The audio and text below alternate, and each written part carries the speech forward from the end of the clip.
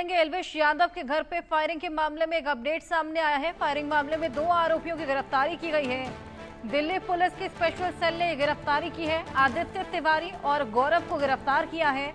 फरीदाबाद के रहने वाले हैं ये दोनों ही आरोपी। पहला आरोपी ईशांत उर्फ ईशु गांधी को गिरफ्तार किया है। एक आरोपी जतिन को फरीदाबाद से गिरफ्तार किया है। फायरिंग मामले में अब तक 4 आरोपी गिरफ्तार किए जा चुके हैं। 2 और की गिरफ्तारी हुई है और चारों से ही लगातार पूछताछ की जा रही है।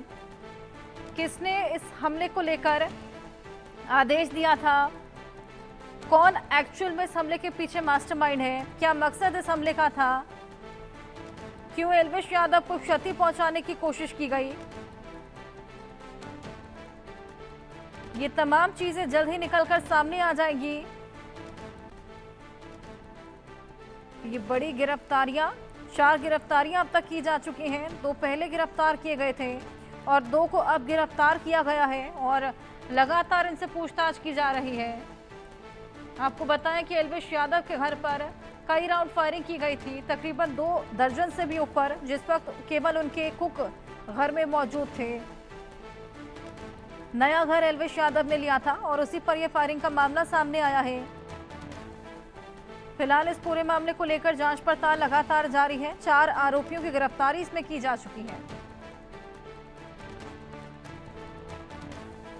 कुल 4 आरोपियों की गिरफ्तारी इस पूरे फायरिंग के मामले में और हाल फिलहाल 2 और आरोपियों को पकड़ा गया है, जिनका नाम आदित्य तिवारी और गौरव बताया जा रहा है। फरीदाबाद के रहने वाले हैं ये दोनों ही आरोपी और इनसे लगातार पूछताछ की जा रही है। हमारे सहयोगी गुलशन ग्रोवर हमारे साथ जुड़ गए हैं गुरुग्राम से, उनसे और जानकारी लेंगे। गुलशन, क्या कुछ शुरुआती जांच में निकला है? देखिए, एल्विश यादव मामले में अब 2 और अन्य आरोपियों की गिरफ्तारी हुई है और ये गिरफ्तारी दिल्ली पुलिस की स्पेशल सेल ने की है। हालांकि अब इस पूरे मामले में अब तक 4 लोग गिरफ्तार हो चुके हैं। पहला आरोपी जो कि ईशांत उर्फ ईशु को फरीदाबाद की क्राइम ब्रांच ने गिरफ्तार किया था, जो कि वो मुठभेड़ के बाद गिरफ्तार किया गया था। दूसरा आरोपी गुड़गांव पुलिस ने दिल्ली फरीदाबाद रोड स्थित हनुमान मंदिर के पास से गिरफ्तार किया था, जिसका नाम जतिन है, जिसने उस पूरी वारदात में जो बाइक इस्तेमाल हुई थी वो बाइक उसी ने ही प्रोवाइड कराई थी। और अब दिल्ली पुलिस की स्पेशल सेल ने 2 आरोपियों को गिरफ्तार किया है, जिसका नाम एक आदित्य तिवारी है और एक गौरव है। ये चारों के चारों आरोपी फरीदाबाद के ही रहने वाले हैं। जो 2 पर्वतीय कॉलोनी जो कि फरीदाबाद इलाके में है, वहां के रहने वाले हैं। अब एल्विश यादव में वाले फायरिंग मामले में जो 17 अगस्त को उसके घर पर ताबड़तोड़ सुबह इन 3 बदमाशों ने ताबड़तोड़ फायरिंग की थी, जिसमें लगभग 2 दर्जन जो फायर है उन्होंने उनके घर के सामने किए थे। हालांकि पुलिस की कई टीमें लगातार उनकी तलाश कर रही थी, लेकिन अब जाकर के इनकी गिरफ्तारी हुई है। अब जो दिल्ली पुलिस की स्पेशल सेल ने 2 आरोपी जो गिरफ्तार किए हैं, क्या उस समय ये बाइक पर सवार थे या इनका भी कोई भूमिका नजर आती है, ये भी दिल्ली पुलिस की स्पेशल सेल टीम की तरफ से किसी तरह का कोई बयान नहीं आया है। लेकिन एल्विश यादव वाले मामले में जरूर इनकी गिरफ्तारी हुई है। तो अब आगे की जो जांच है वो लगातार बढ़ेगी कि आखिरकार सबसे पहले भाऊ गैंग का नाम इस पूरे मामले में सामने आ रहा था कि भाऊ गैंग ने इस पूरी वारदात की जिम्मेदारी ली थी और ये कहा था कि वो उन्होंने ये एल्विश यादव के घर जो फायरिंग हुई है उसकी जिम्मेदारी हम लेते हैं। और साथ में उन्होंने ये भी कहा कि एल्विश यादव जो कि सट्टे वाली ऐप का प्रमोशन करता है, यदि आगे भी उसी तरीके से उसने सट्टे वाली ऐप का प्रमोशन किया तो इससे बुरा अंजाम होगा। हालांकि तब से गुड़गांव पुलिस की कई टीमें इसको लेकर काम कर रही हैं, लेकिन अब ये गिरफ्तारी गुड़गांव पुलिस की तरफ से नहीं, जबकि दिल्ली पुलिस की स्पेशल सेल ने गिरफ्तार की है।